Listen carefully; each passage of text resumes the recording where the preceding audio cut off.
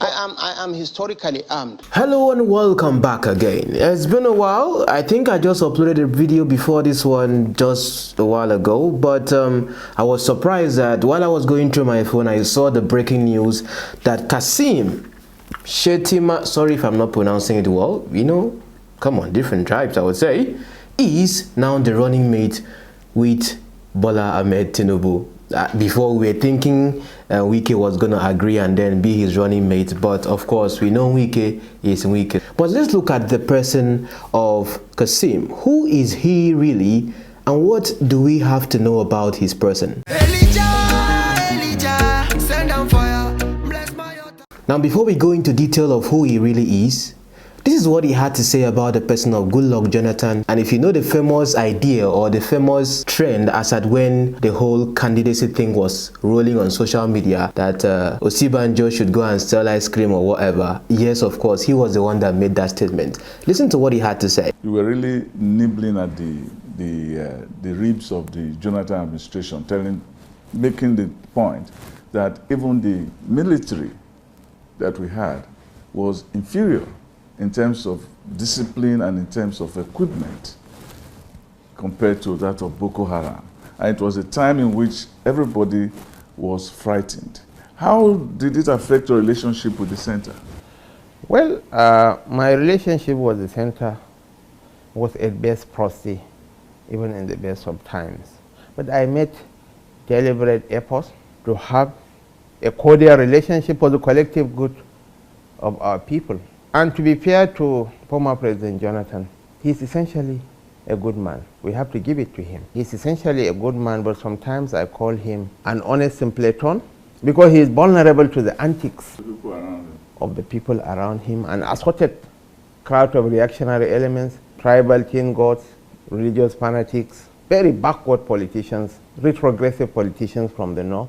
Osibanjo is a good man. He's a nice man. But nice men do not make good leaders, because nice men tend to be nasty. Nice men should be selling popcorn, ice cream, and balabogologo. But he's a very decent person. I can't doubt that. And he's my personal friend, and I would rather not comment on his person. But he's a very decent man. That I can tell you. I mean, I'm not surprised. It's politics. So now you could see he more of like has a very good understanding of people when it comes to his definition of who people really are. For a fact, most of what he says is true. But right here, we try to stay as objective as possible no matter who it is we are discussing. Let's look at some interesting points or some things about his personality you may not know. First of all, he used to be a governor of Borno State, born in September 2nd, 1966. He used to be a Nigerian banker and also, of course, right now, he's a politician. He was re-elected in 2015 under the APC and was chosen as the chairman of a Northern State Governors Forum,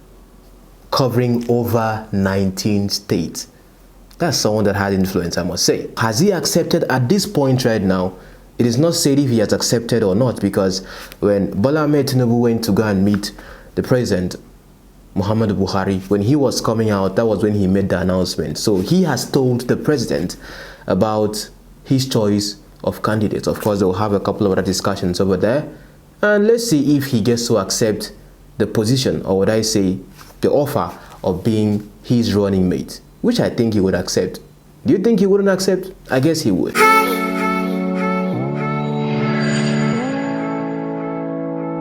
But this is what he had to say about the relationship between the president and the person of Bola Ahmed Tinubu when the whole conversation was around, oh, is the president going to anoint someone different from him? Because you remember what happened last time when it was trending about what he said, that it is my turn, it is my time. And people thought it was going to be Osibanjo, even though Osibanjo even became third. Listen to what he had to say. What if the president does not pick him? You know, people tend to underrate the depth of the relationship between the president and our candidate.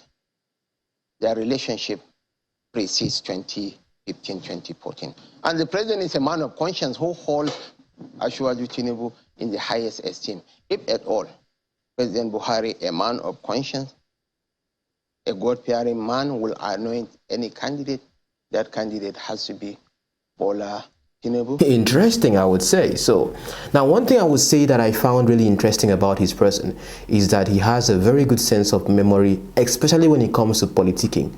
look at the way he was able to dissect this whole idea of, the formation of APC and the value of the PDPians, the Amaechi and the rest who joined the APC, to APC being what it is today. Look at the way he explained it as Shane was trying to nod him with that particular notion. I mean, there's those who believe that the new PDP members, the Amaechi, the Atiku Abubakar, the Bukola Saraki, they are joining, took the APC, as it then was without the NPDP, to another level entirely. And if not for those NPDP, the APC wouldn't have been able to get a chance. Not solely what Bola Tinubu did. Well, I appreciate your input. But in 2015 elections, Rotimi Amaechi, the Director General of the Presidential Campaign Council, was able to garner 69,238 votes for the APC candidate, as against the 1,487,705 votes garnered by the PDP candidate.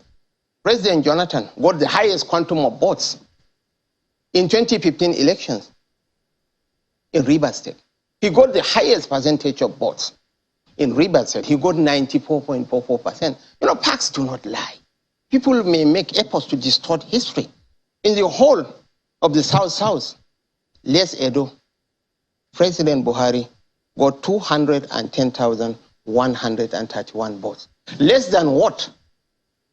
Less than half of what rural Yobe State contributed to the kitty.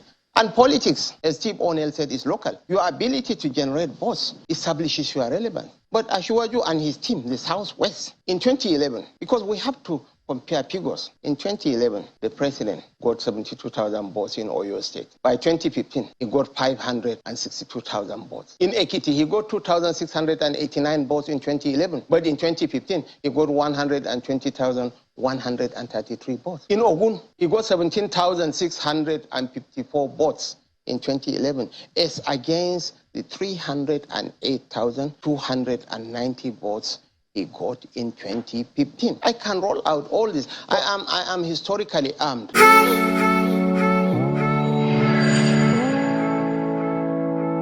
Now, I was even surprised because his level of accuracy with numbers, I even had to check myself to be sure, and indeed, he knows what he's saying. So when it comes to politicking, now I'm talking about the concept of religion right here, which I think most of you might be interested in.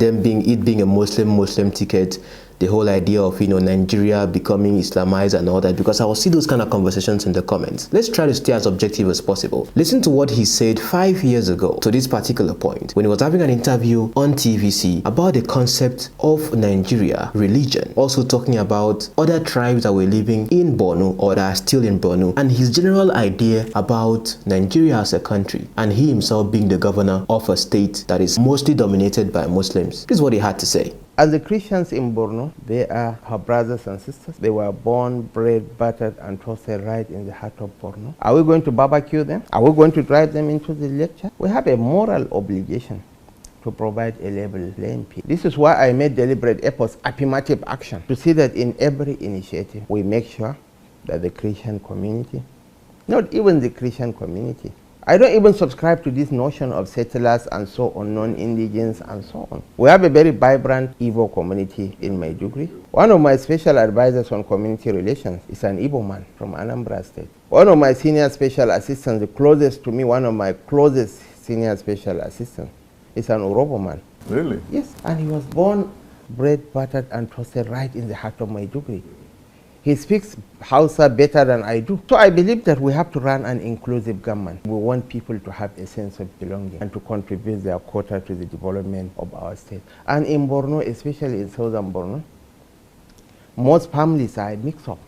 You will find Muslims and Christians in the same family. In the same family. Husband and wife in the same family. Or professing different faiths.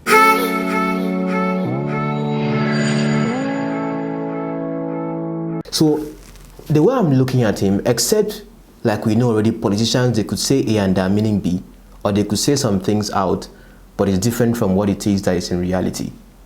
But for a fact, if what he was saying in that particular interview is from his heart, I think this is someone that is worth listening to, or would I say, that has the right mindset when we look at Nigeria as a country. Let's try to be objective, I must say again. Because from his own statement, I could see his concern for citizens I could see that he's not like that much of a tribalistic person looking at those he works with, and his understanding is quite interesting. But where I found more interesting is where he was talking about religion, to be precise, where he talked about the Khan president, and what he said was quite interesting. Religion has become a body of rituals devoid of practical value. We have God on our lips and table in our hearts. As the Christians in Borno, they are our brothers and sisters. The current chairman, Bishop Mohammed Naga, is from a Muslim family. Yes. His father is a Muslim. He's a Khan man. Yes, he's the Khan chairman. He has Muhammad. You know, and he has Muhammad. Yeah. The previous, his predecessor, his father is a Muslim, so also is his mother. And it might interest you. In his house, where his father stays, there is provision of a Muslim prayer rock and all other accessories for his father to practice his religion. And most importantly, let us admit that the Boko Haram came out of the Muslim fold. They never came out of the Christian faith. And they went about on a burning spree, burning churches and mosques. But I felt compelled to reveal all the churches destroyed by Boko Haram in southern Borno. Was it their own fault? These are people who are even in the best of times, the poorest of the poor. They saved over a period of 5 years, 10 years to build a place of worship. And these lunatics came and burned those places of worship. So we have, you know, leadership, I believe, requires fairness, requires justice, requires equity, requires inclusivity, and whatever price, believe me, at whatever price, I am willing to provide fair, inclusive, transparent leadership in the state. Now, many people know me for my content about religion, which is one area I really discuss about. Mainly Christianity, because I'm a Christian. I don't know much about Islam, so why would I be talking about that? But with the things he said about religion when it comes to the Nigerian context, it made a whole lot of sense. Because when you look at the hypocrisy that we have today, not minding whatever religious sect you come from, if Nigeria was as religious as it is, as we are, we professing religion, having churches everywhere and carrying, you know, being that religious, like to the point of even killing someone for blasphemy, how does that translate in our life as religious people? How does that translate in the country's reputation around the world? That corruption must actually be there. Like our president would say, from top to bottom. Indeed, you can tell for yourself. Now he has been declared, or what I say, called to be the person to run with Bola Ahmed Tinubu. It's a Muslim ticket, of course, the way I look at it. But an audio might start circulating soon about his person that might not be true, because he talked about that particular audio conversation in this interview. Listen to him. Came out with that emotion video. I'm not so lowly that I could call Governor Emotion Kule, you know, or so gullible to be. And it wasn't me. This was concocted about 2 years ago. Nobody listened to them. They hibernated, it went into hibernation. They resurrected it and gave it a new life and make it look as if it was a recent conversation. It wasn't even a conversation. What does this mean for the PDP? The PDP has Atiku. Of course, now Atiku himself picking someone that to a great extent would not give him trouble, Okowa, compared to Wike, which is now even making PDP have more of like an internal crisis. But it's quite understandable, it is politics. So looking at the three main people we have right now, Peter Obi actually made a good choice. Some people from the private sector that understand what it means to really drive an economy or something, using the private sector mentality and a couple of other things. It's quite going to be very dicey, I would say, in the next coming election, I would say. Now, Tinubu should not be denied of the fact that his popularity and grassroots politics is very, very impeccable. And can PDP match that? PDP, of course, do have the popularity. Now, why I'm looking at this way is that PDP and APC have existed for as long as I can even, but we could have a change with the Labour Party, you know. But again, you know, it's all about the people. It's all about we ourselves, you watching me right now. How can you be actively involved in deciding who becomes your next leader? The best I can do in my platform is have conversations about this, and you know my stand already. But it doesn't stop us from looking at what is happening in other parties, because if you don't know what is happening in other parties, how can you strategize for your own party to move to the permanent site? Hopefully, come 2023, Peter Obi gets to get into the Aso Rock. But the powers that be, would they let that happen? You can be that powers that be if you can use your PVC and become active in the electoral process. Spread the word. See you next time, and tell me what you think in the comments. I read all of them, just I don't reply all the time.